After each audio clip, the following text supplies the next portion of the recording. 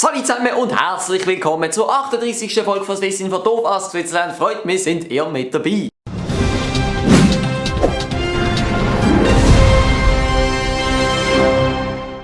Und ihr seht vielleicht, dass es ein bisschen ein anderer Hintergrund ist und mir persönlich ist der Hintergrund auch viel lieber. Der kommt viel persönlicher über mit dem Regal im Hintergrund, aber ich habe keine Softbox oder so etwas, das heisst, ich kann das nur machen, wenn die Lichtverhältnisse einigermaßen stimmen. Und weil mein Fenster dort drinnen ist, kommt das Licht jetzt ziemlich von der Seite und jetzt hoffe ich mal, dass das gut ist. Gebt mir da bitte ein kleines Feedback dazu, ob das einigermaßen akzeptabel angekommen ist. An dieser Stelle möchte ich mich übrigens für zwei Sachen bedanken. Zum ersten bedanke ich mich ganz herzlich für fast 3000 Abonnenten.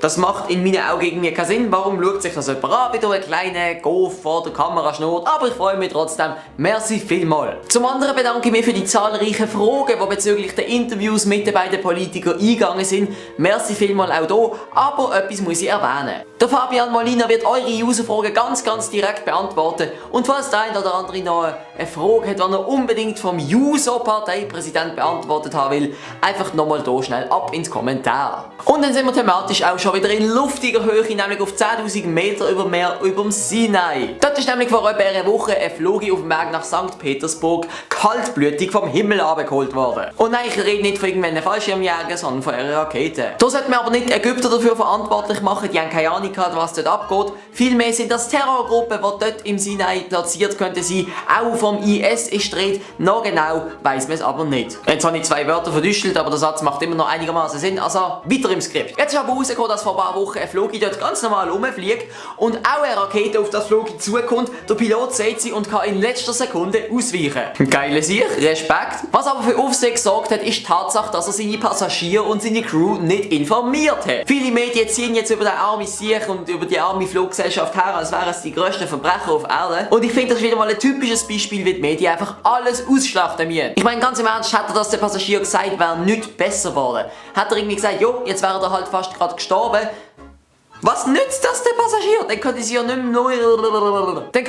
mehr ruhig den Flug genießen. Und die Aufgabe vom Pilot ist, ihnen einen möglichst angenehmen Flug zu bereiten und sie von A nach B zu bringen. Meiner Meinung nach hat das einfach nichts gebracht.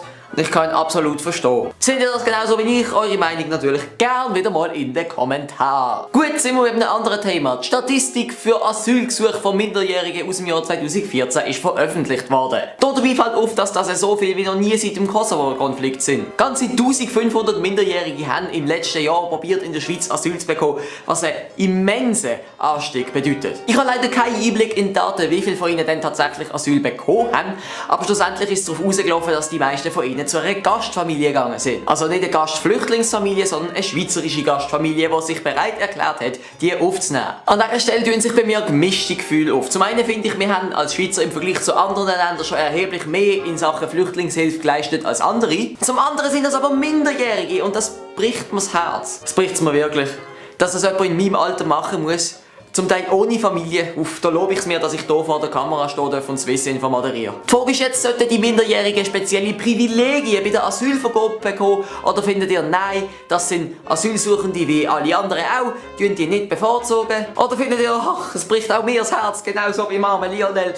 Eure Meinung einfach mal in den Kommentaren. Ja, und von vielen Reden bekomme ich immer Hunger und das bringt mich auch gerade aufs nächste Thema. Und an dieser Stelle muss ich aber noch ganz kurz etwas sagen, weil sich ein paar Leute, die mich Baseldeutsch beklagt haben, probiere ich jetzt einfach mal einen anderen Dialekt nachzuahmen. Und das ist heute mal einfach so St. Gallerdeutsch aus dem Ärmel geschüttelt, auch wenn er sehr kurz ist heute. Aber gut, also nicht, dass dann jemand meint, das ist wirklich St. Gallerdeutsch. Das ist einfach, was ein Basler für St. Gallerdeutsch halten. Kommen wir zurück zum Thema. Es sind ja immer mehr Bullets in der Schweiz mit Bakterien versucht. Das ist kein Geheimnis mehr. Laut dieser Studie von der Uni Bern haben 41% von allen Bullets gefährliche Bakterien in sich. Die sind zum Teil multiresistent, das heisst, man kann sie gar nicht mehr abtöten. Und die Frage ist jetzt, wie sind denn die multiresistent geworden? Das ist ganz einfach.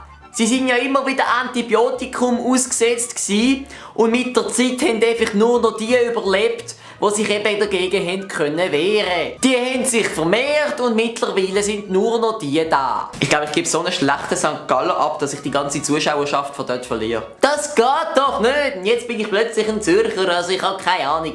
Es ist so kompliziert in dem Dialekt-Dschungel in der Schweiz. Ich glaube, ich werde ein Deutscher. Aber nochmal zurück zum Bulle. Das Problem ist nämlich, dass wenn man das Bulle nicht behandelt gegen die Keime, es eben auch erst recht Bakterien aufweisen können, aber wenn man es behandelt, dann überleben die Multiresistenten und dann hat es wieder von denen mehr und die können nicht mehr behandelt werden. Gott, ist die Welt kompliziert, hey. Also nur wenn wir schon gerade beim Thema Vegetarismus, falls man das so nennt, sind. Meine Kollegin, die Vegetarierin und seit kurzem auch Veganerin ist, hat so ein episch lustiges Bild auf Instagram postet. Ich musste so lachen, weil ich das Bild gesehen habe, aber zugleich bin ich auch beeindruckt gewesen, dass das jemand so ernst nimmt. Und was meint ihr denn da dazu? Sind ihr zufälligerweise Veganer oder Vegetarier? Eure Meinung gerne in die Kommentare. So, und jetzt habe ich noch eine sehr gute Nachricht. Die Schweiz tut jetzt bei Raserdelikt zunehmend hart durchgreifen und zieht die einfach gerade mal aus dem Verkehr. Das ist so flach gewesen, da gibt es nicht einmal das Schlagzeug. So sind gerade kürzlich 10 verhaftet worden und... Ich habe doch gesagt, es gibt kein Schlagzeug. Oh, Entschuldigung. Ja, ich habe gedacht, es ist einfach mal wieder nötig, oder? Jo, aber du moderierst das doch auch nicht. Was bedeutet das? Meinst du, ich gebe dir jetzt einfach Moderation ab, oder was? Okay, top. Also jedenfalls sind 10 von ihnen verhaftet worden und das ist erst der Anfang. Nämlich machen die Raser immer wieder den genau gleichen Fehler. Sie filmen sich dabei. Also wer so blöd ist und sich selber bei einer Straftat filmt, dem ist echt nicht mehr zu helfen. Ich persönlich freue mich echt darüber, es ist eine Gefahr für die Leute, sie gefährden sich selber. Ich verstehe nicht, warum man so etwas machen sollte, allerdings werden auch kritische Stimmen laut. So behauptet ein paar, dass es zum Beispiel ein Zeichen dafür sei, dass die Schweizer einfach nicht zufrieden sind mit ihrer Geschwindigkeit, was sie auf der Autobahn fahren dürfen. Vorhin jetzt haben die recht, ich bin noch nie selber am Steuer gesessen. Wer findet, auf der Autobahn sollten wir ein bisschen schneller dürfen sein? Wer findet, nein, wir sind viel zu schnell. Macht doch bitte langsamer, chillt doch mal auf der Autobahn. Eure Meinung, ich lade euch wieder mal ganz herzlich ein in den Kommentaren. Aber jedenfalls freue ich mich auf eure Kommentare und danke fürs Zuschauen und damit tschüss!